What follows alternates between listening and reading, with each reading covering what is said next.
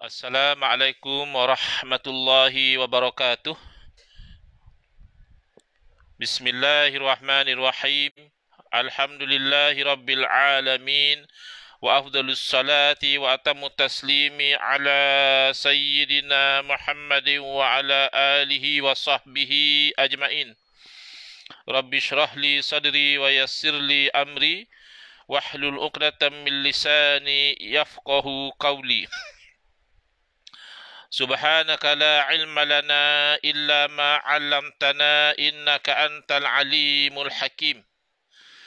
Allahumma akhrijna min zulumatil wahmi wa akrimna bi nuril fahmi waftah alaina bi ma'rifatil ilmi wa sahhil akhlaqana bil hilm waj'alna mimman yastami'una al-qawla fayattabi'una ahsanah. Allahumma ati nufusana taqwaha wa zakkiha anta khairu man zakkaha anta waliyuha wa maulaha. Allahumma arinal haqqa haqqan warzuqna ittiba'ah wa arinal batila batilan warzuqna ijtinabah. Allahumma anfa'na bima 'allamtana wa 'allimna ma yanfa'una wa zidna ilman wa huda. Amma ba'd. Alhamdulillah, muslimin, muslimat yang saya hormati, moga-moga kita semua dirahmati dan diberkati oleh Allah Subhanahu wa taala. Syukur kehadrat Allah taala pada hari ini, insya-Allah kita akan menyambung pengajian kuliah Maghrib bulanan anjuran Surau Al-Ikhlas Bukit Jelutong, menggunakan kitab Kekeliruan Umat. Inilah jawapannya, susunan Al-Fadil Ustaz Muhadhir bin Haji Jul, hafizahullah ta'ala wa nafa'ana bihi wa bi'ulumihi fid daraini amin. Kita sampai hari ini ke muka surat 87, yang mana masih lagi di dalam bab yang ke-7, ya, berkaitan tentang akidah, yang mana Al-Fadil Ustaz Muhadhir, maaf silap, bukan 87, 83, iaitu tujuan, ya, dimasukkan oleh Ustaz Muhadhir, subtopik, ya, di muka surat 83 ini adalah bagi menangkis, ya, fitnah-fitnah yang dilontarkan oleh golongan yang cuba mempromosikan akidah ursi mereka, lalu mereka menfitnah pengajian Tauhid Sifat 20 dengan pelbagai fitnah. Antara fitnah yang dilontarkan terhadap pengajian Tauhid Sifat 20 adalah dituduh bahawa pengajian Tauhid Sifat 20 ini adalah perkara bid'ah. Mana ada sifat 20, zaman Nabi SAW, kata mereka. Jadi oleh kerana bid'ah, jangan belajar, ini adalah benda yang sesat.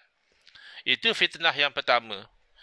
Fitnah yang kedua adalah mereka menuduh bahawa ilmu sifat 20 itu adalah ilmu yang salah kerana dia menggunakan akal, ya. Kata dia, ilmu sifat 20 ni banyak guna akal, ya, bukannya Quran hadis. Jadi sepatutnya kita dalam agama, lebih-lebih lagi dalam bab akidah, berteraskan kepada Al-Quran dan Sunnah. Tapi geng-geng sifat 20 ni, dia kata mereka ni banyak main akal. Itu istilah yang digunakan, ya, main akal. Kemudian yang ketiga adalah mereka juga meliarkan masyarakat dari mengaji ilmu Tauhid Sifat 20 ini dengan fitnah mengatakan bahawa pengajian Tauhid Sifat 20 ini sebenarnya adalah ilmu falsafah Yunani, ilmu falsafah orang kafir. Jadi kita tak sepatutnya lah, ya, belajar ilmu Tauhid Sifat 20 ni, kerana kita itu nanti akan belajar ilmu falsafah Yunani. Jadi dimasukkan, ya, oleh Ustaz Muhadhir di dalam kitab ini supaya fitnah-fitnah terhadap pengajian Sifat 20 ini dapat ditolak, ya, dapat ditangkis. Baik. Soalan, ada setengah pendapat yang menolak pengajian akidah melalui kaedah sifat 20 yang disusun, ya, kaedah sifat 20 ini disusun oleh para ulama Al-Asyairah, berarti yang mengikut manhaj Al-Imam Abu Hasan Al-Asy'ari, dan juga dikombinasikan dengan metod Al-Maturidiyah, iaitu yang disusun oleh ulama-ulama yang mengikut manhaj Al-Imam Abu Hasan Al-Asy'ari, Al-Imam Abu Mansur Al-Maturidi, ya, rahmatullah alaih, yang mana kedua-dua tokoh ini merupakan tokoh yang mempertahankan akidah ahli sunnati wal jamaah ketika berlakunya serangan hebat. Lebih-lebih lagi pada ketika itu dilakukan oleh golongan yang dikenali sebagai golongan Mu'tazilah. Golongan yang tergelincir dari landasan kebenaran kerana terlajak di dalam memposisikan akal sehingga mengatasi ketaatan mereka kepada wahyu. Jadi, apakah kedudukan sifat 20 ini? Dan apakah huraian ringkas tentangnya? Iaitu jawapan yang ditulis oleh Ustaz Mahathir dalam kitab ini, sifat 20 adalah sesuatu yang telah diijmakkan oleh para ulama. In fact, golongan yang anti kepada sifat 20, tajuk kita malam ni sifat 20, Cik Adam Rajaman ni, masuk cerita bahasa tarikat Naqsyabandi, itu perbincangan lain. Tarikat Naqsyabandiyah ni ada banyak jenis Naqsyabandiyah. Ada banyak aliran Naqsyabandiyah. Kalau nak cerita tarikat Naqsyabandiyah tu ada forumnya, ada masanya, ada orangnya yang akan membincangkan. Jadi harap Cik Adam tu jangan salah kelas. Kelas kita malam ni memfokus kepada menangkis fitnah-fitnah yang dilontarkan oleh golongan Wahabi khususnya. Maaf kalau Cik Adam ni saya tak pastilah berfahaman apa. Tapi kalau ada yang berfahaman Wahabi, tak perlu panas sangat, tak perlu nak marah sangat. Kalau nak berhujah secara ilmiah. Tidak perlu membina persepsi, tidak perlu membuat character assassination, tidak perlu membuat personal attack dan sebagainya. Kita secara ilmiah saja. Jadi sekarang ni fokus kita, Cik Adam, bukan kepada membincangkan isu tarikat Naqsyabandiyah, itu mungkin boleh dibincangkan pada masa yang lain, dan bahkan dah dibincangkan pun pada 25 Jun yang lalu bersama dengan Ustaz Salman Ali yang mendakwa bahawa pemikiran Syekh Nazim, iaitu yang menjadi syekh kepada tarikat Naqsyabandiyah Aliyah. Tarikat Naqsyabandiyah ni macam-macam, ada Khalidiyah, ada Aliyah dan macam-macam lagi. Jadi pun beliau pun telah gagal untuk membuktikan dakwaan beliau yang nak menyesatkan itu. Jadi kita terimalah kegagalan beliau tu. Kalau Encik Adam pula yang nak menggantikan Salman Ali untuk membuktikan kesesatan tu, silakanlah. Sebab keputusan yang review balik fatwa tahun 2000 itu adalah keputusan para mufti yang hadir bermuzakarah. Jadi kita fokus kepada tajuk sifat 20 dalam forum ataupun kuliah kita pada malam ini. Jadi sifat 20 ini adalah sesuatu yang telah diijmakkan, walaupun golongan Wahabi anti kepada sifat 20, tapi mereka tidak akan sampai tergamak menolak sifat 20. Dia kata ada tokoh-tokoh pelik, saya pelik dengan Wahabi ni, dia segan-segan nak mengaku Wahabi. Tapi bila kita terangkan kesalahan penyelewengan Wahabi khususnya baru-baru ini, pada hari Ahad 11 Disember yang lalu, saya diberi peluang memberi short speech di seri perdana. Saya ada sentuhlah tentang bahayanya ekstremisme yang berpunca daripada fahaman Syiah, berpunca daripada fahaman Wahabi. Tapi yang menggelupur panas tu ramanya yang tak mengaku Wahabi. Marah dia, kata Ustaz aku ni style lama je, syekh-syekh Wahabi. Tak apalah. Kalau anda tu bukan Wahabi, tak perlu nak berasa panas sangat. Memang ini adalah data yang mengatakan bahawa pengajian Tauhid 3 ini merupakan ancaman kepada Ahli Sunnah wal Jamaah itu adalah keputusan mesyuarat MKI Muzakarah yang ke-106 pada tahun 2014. Jadi kalau tak setuju, ya bawa data dan fakta anda supaya dapat dinilai. Ya. Baik, jadi mereka ini pun sebenarnya tidak akan sampai menolak sifat 20. Saya bagi contoh ya. Saya pernah ditanya, tak silap saya dalam sekitar tahun 2018 macam itu, ataupun 2017, saya tak ingat sangat, di Terengganu selepas saya membuat pembentangan, lalu ditanya oleh audiens secara bertulis. Salah satu daripada soalan yang sampai itu adalah, kata dia, Ustaz, tidakkah salafus soleh menolak sifat 20? Jadi saya jawab, saya kata mustahil, ya, mustahil salafus soleh menolak sifat 20. Kalau awak kata salafus soleh mana sahabat Nabi, tabi'in, tabi'in. Kalau awak kata salafus soleh tidak belajar akidah menggunakan sistem sifat 20, yang itu betul. Tak ada misal kata salafus soleh belajar sifat yang wajib bagi Allah ada 20, wujud, kidam, baqat dan seterusnya, yang mustahil ada 20, yang harus ada satu. Jadi kalau sistem belajar begitu tidak ada di zaman salafus soleh. Tapi kalau dikatakan menolak sifat 20, itu mustahil lah. Kerana menolak setiap satu daripada sifat 20 menjadikan orang yang menolaknya itu boleh jadi kafir. Tak mungkinlah salafus salih buat kerja macam itu. Jadi saya kata kalau tak percaya, kita boleh bilang satu-satu dan cek munasabah atau tidak salafus salih menolak sifat 20. Jadi saya kata, okey, kita ambil sifat wujud. Adakah salafus salih mengatakan Allah tidak wujud? Itu tak mungkin. Itu fahaman mulhid, fahaman golongan etis. Kemudian yang kedua, kidam. Kidam kita terjemah bahasa Melayu sedia. Tapi terjemahan itu tidak jelas apa yang sedia. Huraiannya adalah, kidam bermaksud Allah wujud tanpa ada permulaan. Lain kalau macam makhluk, setua mana pun usia sesuatu makhluk, pasti ada permulaan. Berarti wujudnya makhluk itu adalah wujud selepas tidak wujud. Sedangkan wujud Allah Ta'ala adalah wujud yang tidak didahului oleh tiada. Itu maknanya kidam. Adakah salafus salih menolak, mengatakan Allah dulu tak wujud, kemudian baru Allah wujud? Tidak mungkin. Bahkan saya percaya, golongan Wahabi yang anti sifat 20 pun, mereka tidak akan sampai mengatakan begitu. Maaf ya, sebut Wahabi banyak kali sikit malam ni. Sebab Wahabi pun rajin sebut nama saya.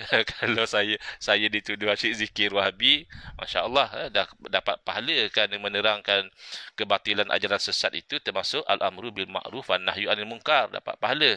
Tapi kalau Wahabi mengutuk-ngutuk saya, mengumpat-umpat saya, menfitnah saya, cuba menjatuhkan, itu mereka tanggung sendirilah. Kita kan ada Allah, ada Tuhan, ya, ada hari kiamat, ada hari pembalasan, so tak ada masalah. Baik, jadi sekarang ini baqa berarti wujud Allah tidak ada perakhiran. Tak mungkinlah orang Islam termasuk Wahabi mengatakan Allah satu masa akan binasa. Mukhalafatuhu ta'ala lil hawadisi, Allah tidak sama seperti makhluk, makhluk tidak sama seperti Allah. Tak mungkinlah orang Islam, ya, termasuk Wahabi, tergamak mengatakan Allah pun sama macam makhluk. Bahkan dalam kekeliruan mereka yang mengatakan Allah bertangan, Allah duduk atas arash, Allah bertempat atas arash, ya, Allah turun naik ke langit dunia dan sebagainya, mereka juga tak tergamak sehingga mereka masih lagi cover dengan mengatakan Allah bersemayam atas arash dengan cara yang layak dengan Allah, tak sama seperti makhluk. Allah punya tangan, kata dia, tapi tangan Allah tak sama seperti makhluk.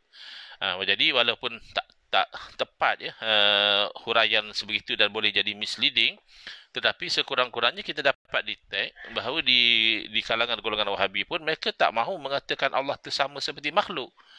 Jadi masih lagi mereka cuba cover dengan ayat tak sama seperti makhluk. Jadi tak mungkin menolak mukhalafatuhu ta'ala lil hawadisi. Qiyamuhu ta'ala binafsihi, terjemahannya berdiri dia Allah Ta'ala dengan sendiri. Jadi masih tidak jelas apa maksud berdiri dengan sendiri. Lebih-lebih lagi kalau di depan kanak-kanak misalnya, dia jadi confused. Allah berdiri, manusia pun boleh berdiri sendiri asalkan dia tak sakit. Tak, bukan. Qiyamuhu ta'ala binafsihi, walaupun diterjemahkan berdirinya Allah Ta'ala dengan sendiri, tapi maksudnya bukan itu. Maksudnya adalah Allah Ta'ala tidak berhajat kepada yang lain. Tidak berhajat kepada malaikat, tidak berhajat kepada Nabi, tidak berhajat kepada langit, tidak berhajat kepada bumi, tidak berhajat kepada arash, tidak berhajat kepada syurga, tidak berhajat kepada neraka, tidak berhajat kepada yang lain. Itu maksud qiyamuhu ta'ala binafsihi. Wahdaniyah terjemahannya esa.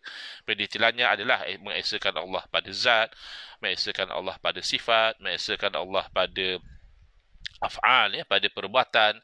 Tapi samalah, Wahabi juga tidak menerima kalau kita kata Allah tu banyak ataupun ada zat lain sama macam Allah, ataupun kata ada yang lain pada Allah bersifat sama seperti Allah, ataupun Allah ada banyak kudrah, Allah ada banyak ilmu, ya.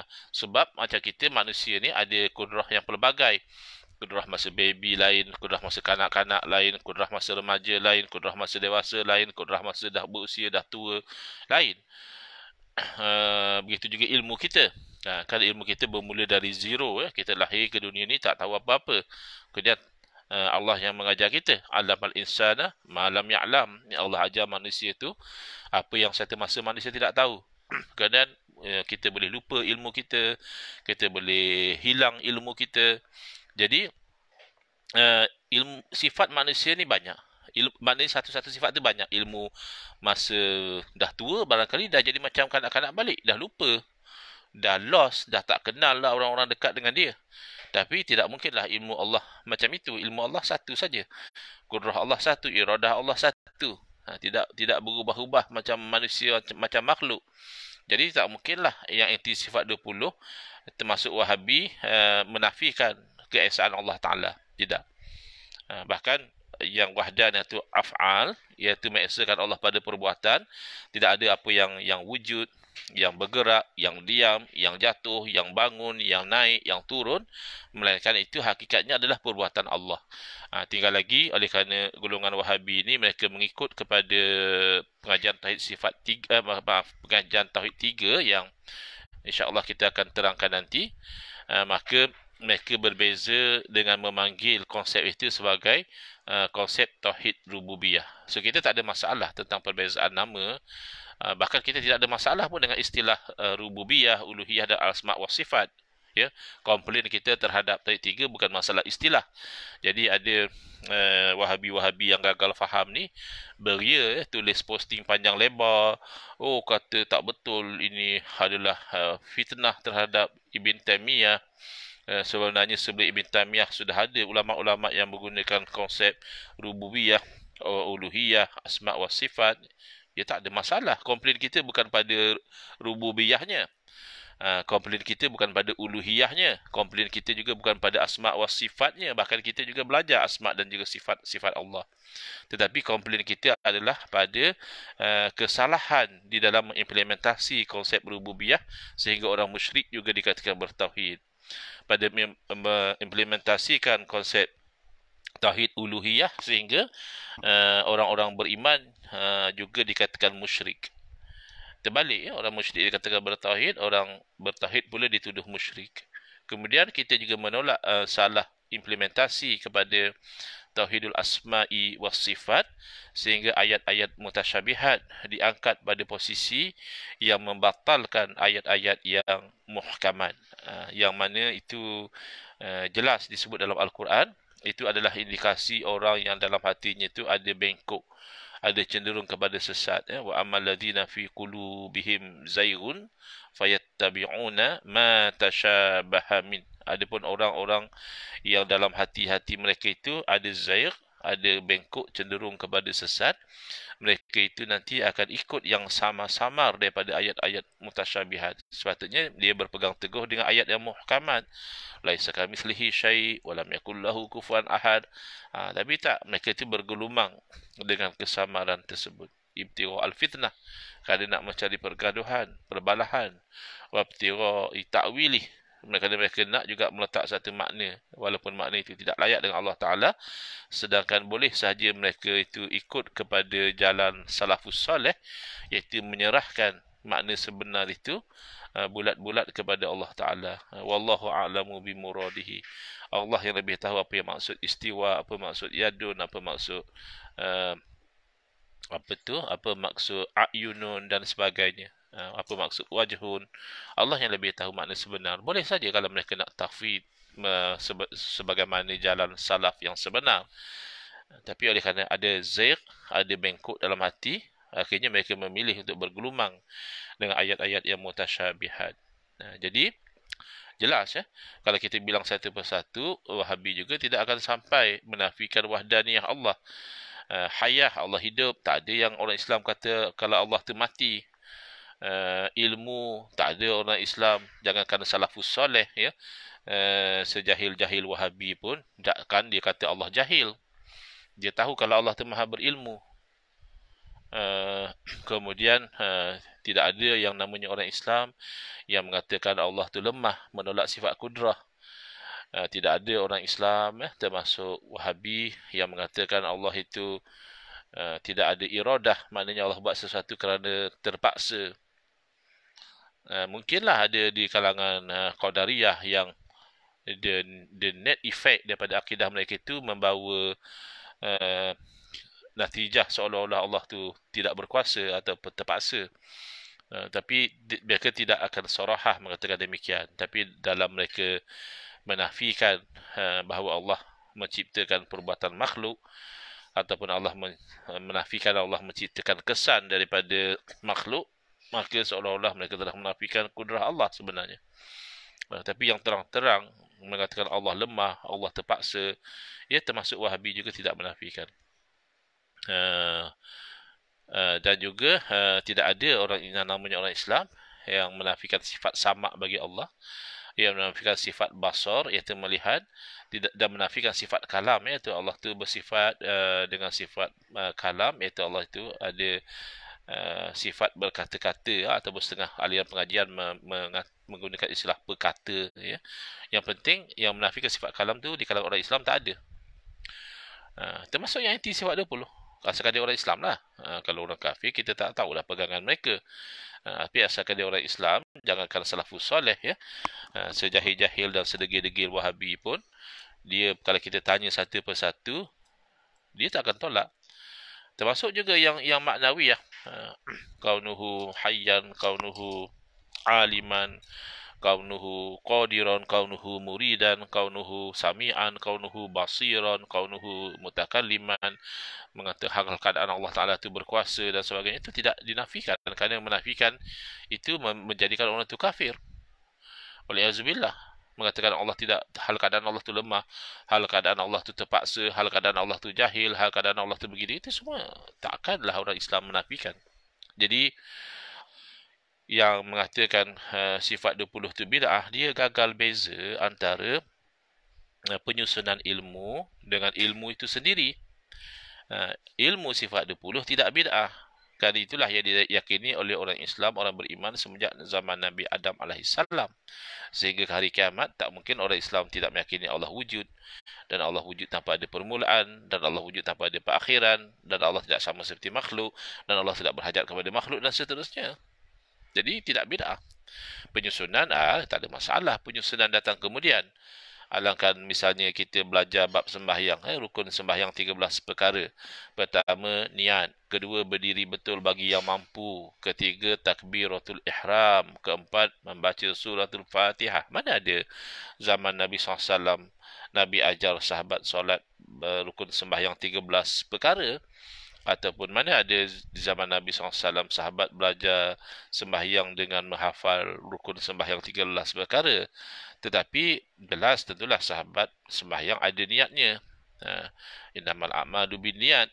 Hanya saja amalan itu dinilai dengan niat. Kemudian tentulah sahabat sembahyang ada berdiri, ada takbiratul ihram, ada baca Fatihah, ada rokok, ada sujud, ada tahiyat dan sebagainya. Jadi yang tak ada itu hanya penyusunan. Kalau kita tak komplain penyusunan, apa ilmu yang kita tak komplain? Ilmu tafsir kita kena komplain, ilmu hadis kita kena komplain, ilmu usul fiqah kita kena komplain. Semua ilmu lah, kerana penyusunan itu datang kemudian. Tak ada masalah. Yang penting isinya tidak bid'ah. Yang kita tak nak macam pengajian Tauhid 3, dahlah penyusunannya tu pun tak ada zaman Nabi. Yang kalau beria sangat dia kata Tauhid Sifat 20 tu bid'ah, mana Tauhid 3 pun tak ada zaman Nabi SAW. Nabi ajar sahabat Tauhid ada 3. Pertama namanya Rububiyah, kedua namanya Uluhiyah, ketiga namanya Tauhidul Asma'i was Sifat. Mana ada Nabi SAW ajar begitu? Oh, tapi itu kita istimbat daripada Quran dan Sunnah. Samalah. Tauhid Sifat 20 istimbat daripada Quran dan Sunnah. Cuma masalah dengan Tauhid 3 bukan sebagaimana saya sebut tadi, bukan masalah istilah rububiyahnya atau uluhiyahnya atau asma' wa sifatnya, tapi adalah salah implementasi terhadap konsep tauhid itu yang kita tolak, ya. Jadi jangan kata Ustaz Engku ni menghasut PM ketika berucap depan PM, Ustaz Engku ni menghasut PM suruh buang Tauhid 3. Loh, yang mengatakan Tauhid 3 tu berbahaya kepada akidah Ahlussunnah wal Jamaah, bukan Ustaz Engku seorang. Bahkan para alim ulama, bahkan mufti-mufti yang bermuzakarah pada tahun 2014 juga bersetuju kalau Tauhid 3 ini merupakan ancaman kepada akidah Ahlussunnah wal Jamaah. So, apa yang menghasutnya? Itu masalah. Dia hanya denial, hanya nafi, tapi data dan fakta dia tidak boleh buktikan bahawa data dan fakta kita itu salah. Kalau nak nafikan, ya hak kamu, tapi biarlah berfakta, bukan bare denial, bukan hanya nafi semata-mata kosong begitu. Baik. Kemudian yang kedua, tuduhan mengatakan kita ni jangan belajar Tauhid Sifat 20 sebab Tauhid Sifat 20 ni adalah ilmu yang main akal. Kita beragama Quran dan Sunnah. Jadi sinilah saya selalu bergurau, saya kata penyakit BAK, penyakit biar bodoh asal confident. Jadi na'udzubillah, kita minta mohon lindung dengan Allah Ta'ala daripada dihinggapi oleh penyakit macam ini. Jadi yang saya ingat orang yang menunjukkan simptom penyakit biar bodoh asal confident ni adalah orang yang masuk komen dalam Facebook. Dia dengan confident mengatakan, Ustaz, saya dalam bab akidah ni saya berpegang dengan Quran dan Sunnah. Tak bodoh, betul tu. Yang dia cakap tu betul.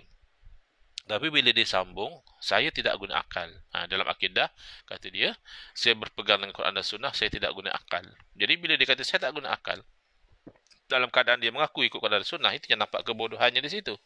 Walaupun dia confident bercakap. Kebodohan di mana? Seolah-olah dia menfitnah Quran dan Sunnah, melarang umat menggunakan akal. Saya ikut Quran dan Sunnah, jadi saya tak guna akal. Oh, sejak bila Quran dan Sunnah melarang umat menggunakan akal? Bahkan sebaliknya, Quran dan Sunnah yang melarang manusia daripada tidak menggunakan akal. Afala ta'qilun? Kenapakah kamu tidak menggunakan akal? Afala tatafakkarun? Kenapakah kamu tidak berfikir? Wa fi anfusikum afala tubsirun? Dan dalam diri kamu sendiri, kenapa kamu tidak perhatikan? Yakni dengan akal fikiran. Kerana dalam diri kita ni, kalau kita perhatikan dengan akal fikiran, sudah ada tanda-tanda kewujudan Allah. Dalam diri kita sudah ada tanda-tanda kewujudan Allah, sudah ada tanda-tanda keesaan Allah, sudah ada tanda-tanda kekuasaan Allah. Saya bagi contoh yang paling mudah, ataupun poin yang paling mudah adalah the fact that kita ni wujud selepas tak wujud, itu sudah speak volume about the existence of God. Sebab setiap yang wujud selepas tak wujud pastilah diwujudkan. Tak mungkinlah kita ini mewujudkan diri kita sendiri. Kerana untuk mewujudkan sesuatu yang mewujudkan, mestilah wujud dahulu. Tak mungkin sesuatu yang tak wujud boleh mewujudkan. Dan kalau sudah wujud, apa perlunya lagi mewujudkan? Kalau kata mewujudkan diri sendiri, mustahil. Kerana yang mewujudkan mesti wujud dulu. Kalau dah wujud, tak boleh diwujudkan lagi. Maka nak tak nak, oleh kerana kita ni wujud selepas tak wujud, maka kewujudan kita yang selepas tak wujud itu menunjukkan kepada Yang Maha Pencipta. Yang Maha Pencipta tentulah yang tidak diwujudkan. Kalau Yang Maha Pencipta juga diwujudkan, berarti diwujudkan oleh yang lain. Makanya jadi makhluk. Jadi ini sebenarnya adalah akli. Wa fi anfusikum afala tubsirun? Berarti Allah Ta'ala menggalakkan kita menggunakan akal. Bahkan menggunakan akal sebagaimana yang kita lihat seimbang di dalam pengajian Tauhid Sifat 20 ni, ada dalil akli guna akal, ada dalil nakli guna wahyu. Seimbang. Kerana tidak bercanggah akal dan nakal. Tak mungkinlah wahyu itu mencanggahi akal. Yang paling-paling berlaku adalah mencanggahi adat sebenarnya. Macam orang kata, tak mungkinlah, tak masuk akal lah orang berjalan atas air. Sebenarnya berjalan atas air bukan masalah tak masuk akal. Itu tidak biasa dengan kebiasaan. Ada. Mana kalau ada orang boleh berjalan atas air, itu luar biasa, bukan luar akal. Tapi kalau yang tak masuk akal, itu seperti mengatakan Tuhan lemah, mengatakan Tuhan banyak, mengatakan ada anak bagi Tuhan, itu mustahil. Itu yang tak masuk akal. Jadi kadang-kadang orang sudah tidak dapat beza antara yang mustahil adat, makna dari segi kebiasaannya itu tak berlaku, dan mustahil akal, yang macam mana pun tidak akan berlaku. Yang mustahil adat ni masih boleh berlaku, tapi jaranglah. Dia tu ada panggil khariq lil adah, sesuatu yang mencarikan adat, ataupun bahasa modennya luar biasa, sesuatu yang luar biasa.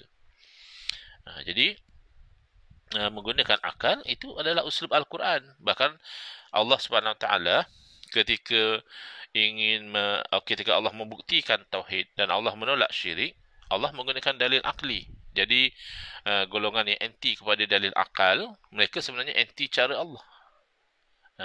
Dan macam mana nak berdakwah kepada non-Muslim kalau kita menolak dalil akli? Kita kata pakai Quran hadis. Orang bukan Islam, mereka belum pegang Quran hadis. Kalau orang bukan Islam tanya kepada kita, kamu percaya kepada Allah, macam mana kamu tahu Allah wujud? Padahal kamu tak nampak Allah. Padahal kamu tak pernah dengar Allah. Padahal kamu tak pernah pegang Allah. Lalu macam mana kamu boleh percaya dan yakin bahawa Allah wujud? Macam mana kita nak kata nak jawab soalan orang kafir macam ini? Takkan kita nak kata, tak, mesti Allah wujud. Sebab Allah dah berfirman, Bismillahirrahmanirrahim. Wa ilahukum ilahum wahid. Bismillahirrahmanirrahim. Qul huwallahu ahad. Dan sebagainya. Macam mana kita nak berhujah dengan orang kafir dengan kita quote ayat-ayat Quran atau hadis-hadis Nabi SAW, sedangkan mereka belum beriman. Whereas ketentuan akal itu dikongsi oleh orang Islam atau orang bukan Islam, sama-sama berkongsi kebolehan berfikir. Kerana sama-sama anak Adam. Dan anak Adam ni dibezakan oleh Allah dengan binatang adalah kerana kita berakal. Jadi kalau kamu tak guna akal, apa beza kamu dengan binatang? Kalau kamu tidak guna akal, apa beza kamu dengan orang gila? Jadi pelik yang golongan yang menolak sifat 20, alasannya sifat 20 ni banyak guna akal. Ya, memang kita disuruh banyak guna akal. Cuma yang kita dilarang adalah salah guna. Kalau salah guna, apa pun dilarang. Kemudian saya bagi contoh. Dalam menetapkan tauhid dan menolak syirik, Allah berfirman, "Lau kana fihima alihatun illallahu lafasadata." Kalaulah ada pada kedua-duanya. Kedua-duanya di sini maksudnya langit dan bumi. Kan orang musyrik mengatakan ada Tuhan yang banyak. Ada Tuhan bapa, ada Tuhan anak, ada Tuhan itu, ada Tuhan ini. Jadi menolak dakwaan batil daripada orang musyrikin ini, Allah berfirman, kalaulah pada langit dan bumi ini ada Tuhan-Tuhan yang banyak. Padahal Tuhan satu. Kenapa Allah berfirman kalau Tuhan banyak? Berarti di situ, oleh kerana pada realitinya Tuhan tidak banyak, tetapi Allah menyebut kalau Tuhan banyak, berarti Allah memerintahkan seseorang itu agar membayangkan dengan akal sahaja. Dalam realiti tidak. Dalam realiti Tuhan tidak banyak. Tapi bayangkan dengan akal sahaja. Kalau Tuhan banyak, la fasadata, nescaya binasalah langit bumi. Kenapa pula macam itu? Kerana ya Tuhan kan sifatnya maha berkuasa, maha berkehendak, maha segala-galanya. Jangankan kata Tuhan banyak, ada 10-20 Tuhan. Cukup ada 2 Tuhan. Sudah macam mana kita kehendak Tuhan yang mana yang akan berlaku? Kuasa Tuhan yang mana? Tapi boleh jadi kot Tuhan musyarat dulu, bincang dulu nak buat macam mana, tak bergaduh. Kalau dah kena musyarat, kena berbincang, kena dapat persetujuan, itu kan lemah. Macam kita tengok misalnya kerajaan kita sekarang, namanya kerajaan perpaduan. Kenapa? Ya kerana lemah. Kerana undi tak cukup.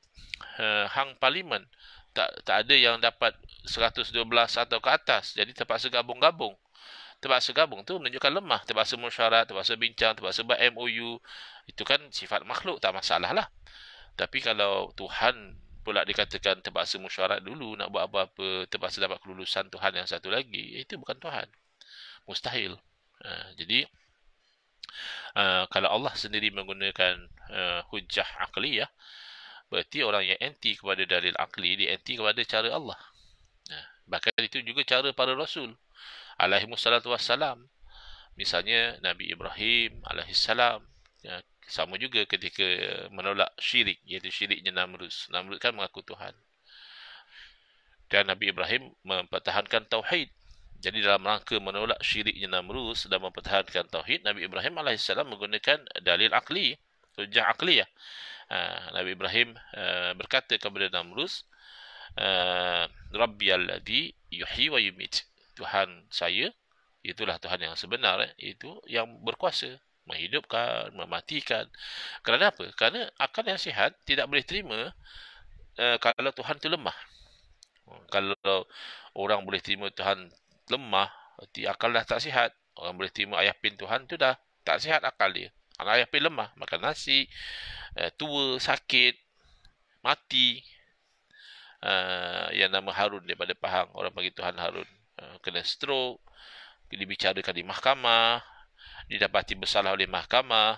Tuhan didapati bersalah oleh mahkamah, tak mungkin.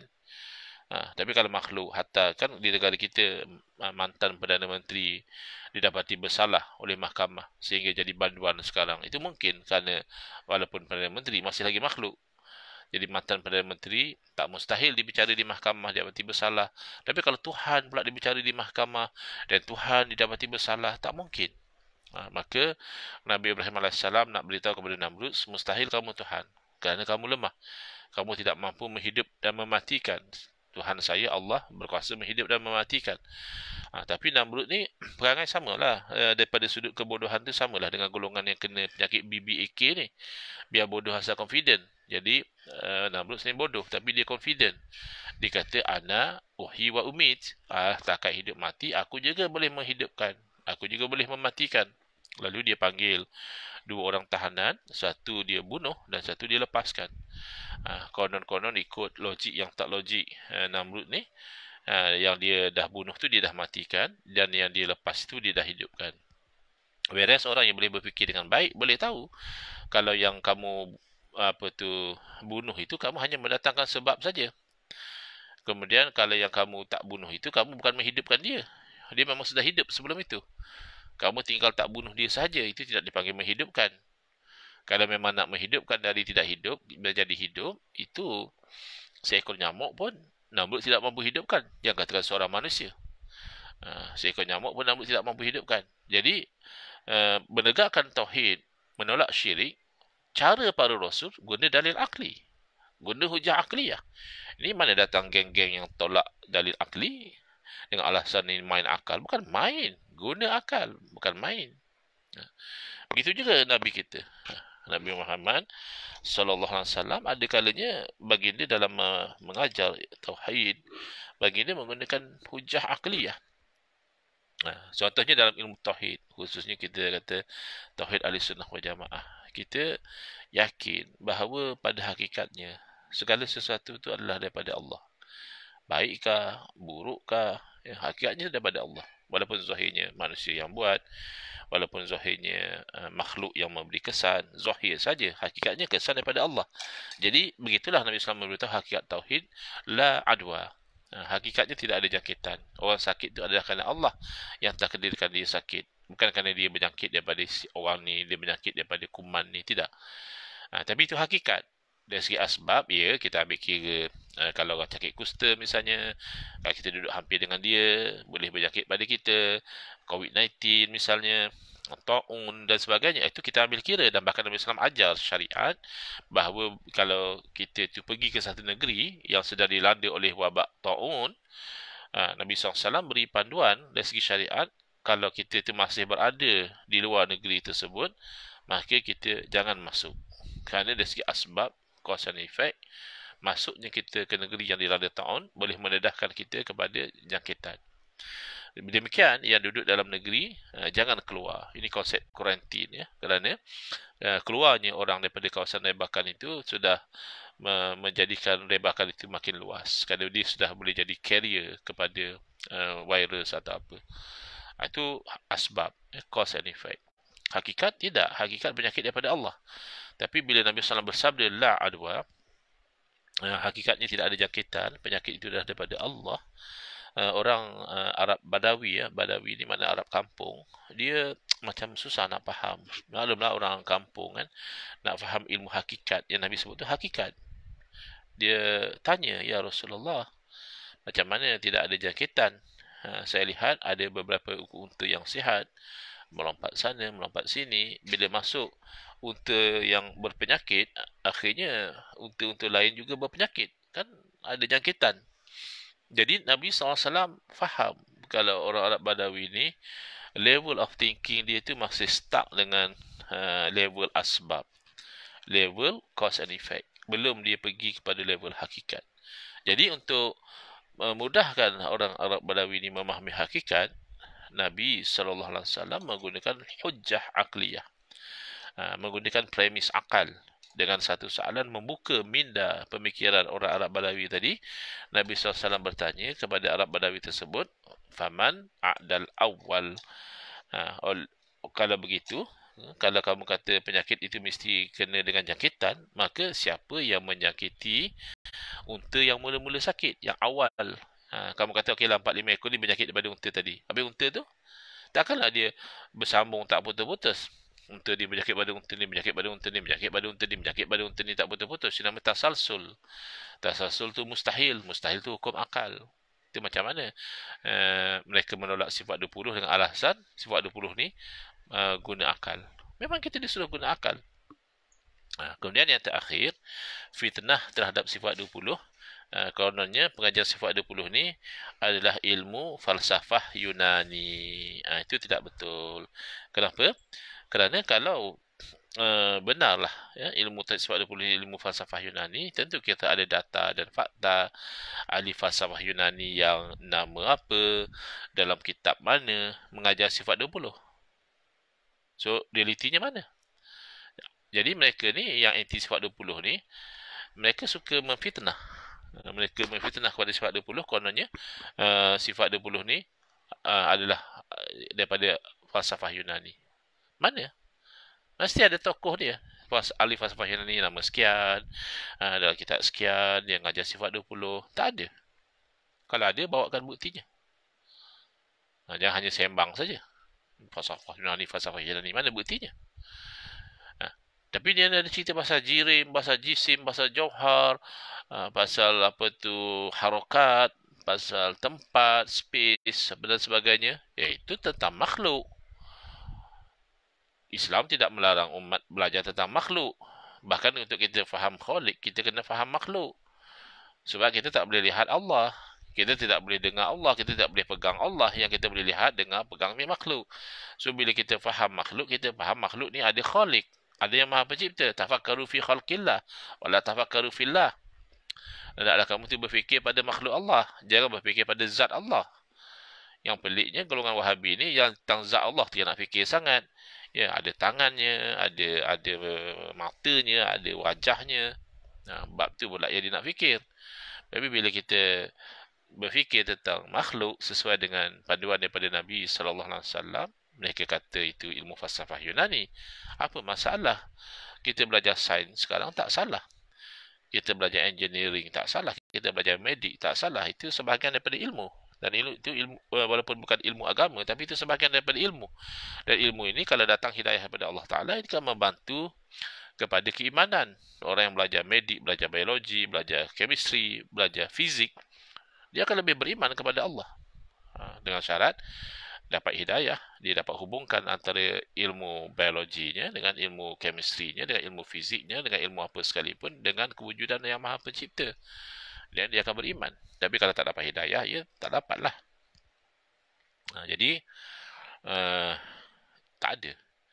Tapi for the sake of argument, just untuk tujuan berhujah semata-mata, takdirlah memang ada ahli falsafah Yunani yang dia itu percaya, dia itu mempertahankan, dia itu mengajar pada orang bahawa Allah wujud, bahawa Allah wujud tanpa ada permulaan, bahawa Allah wujud tanpa ada perakhiran, bahawa Allah tidak sama seperti makhluk, makhluk tidak sama seperti Allah, Allah tidak berhajat kepada yang lain, Allah Maha Esa, Allah Maha Hidup, Allah Maha Mengetahui, Allah Maha Berkuasa, Maha Berkehendak, Maha Mendengar, Maha Melihat, Maha Berkata-kata, Maha bersifat dengan segala sifat-sifat kesempurnaan, Maha suci Allah daripada sebarang kekurangan, Maha suci Allah daripada menyerupai makhluk.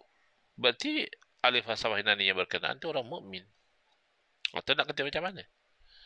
Obviously, orang mukmin. Bahkan kalau ada orang yang membantah, yang mengatakan Allah tak wujud, yang mengatakan Allah hanya baru wujud sebelum ini tak wujud, yang mengatakan satu masa Allah binasa, itu orang itu yang jadi kafir. Tapi itu that is for the sake of argument lah. Realitinya tak ada ahli falsafah yang ngajar sifat 20. Ini hanya omongan kosong. Golongan Wahabi ni suka omong kosong. Suka menfitnah, suka mendedahkan aib peribadi. Ini perangai golongan yang menyeleweng, bukan Wahabi sajalah. Golongan-golongan yang ahlul bid'ah, mereka itu memang cenderung kepada melakukan fitnah, melakukan pendedahan aib peribadi dan sebagainya. Adapun kita ahli sunnati wal jamaah, kita tidak perlu terikut-ikut dengan akhlak buruk seperti ini.